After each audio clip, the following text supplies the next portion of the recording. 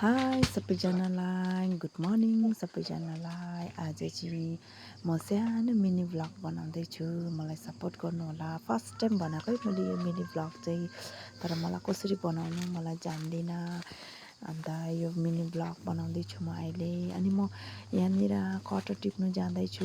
First चाहिँ स्टार्टिङबाटै तुलफुलबाट गरौँ न। अन्त हरियोपरियोबाट ग्रिन नेचरबाट गरौँ। अनि यो रुखमा चाहिँ लट्टै फलिरहेको थियो कटर। अनि अर्को रुखबाट टिपौँ भने अर्को रुखमा पनि लट्टै फलिरहेको थियो। अब झरेर निकै सक्यो।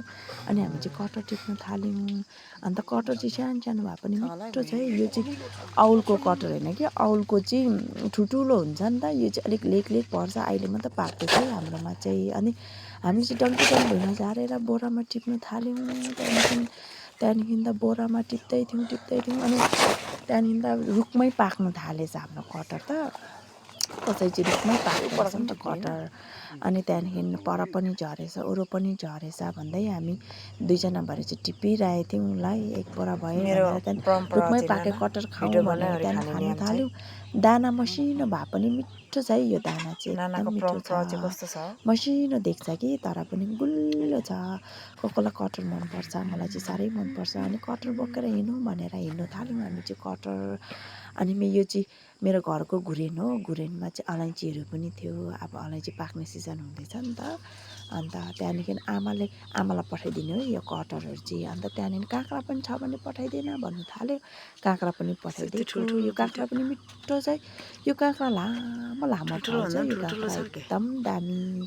अन्त त्यहाँदेखि अहिले त कलिलो छ नि त, कलिलोमै कति लामो छ यो काँक्रा।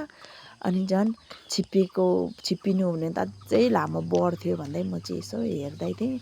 अन्त त्यहाँदेखि यो काँक्रा चाहिँ आमालाई पठाइदिने। अनि म चाहिँ काँक्रा टिपिरहेको थिएँ। काँक्रा टिप्दाखेरि ठिक्कै कुखुरा छेउछाउ आएछ। अन्त कुखुरा त टप्पै आएछ।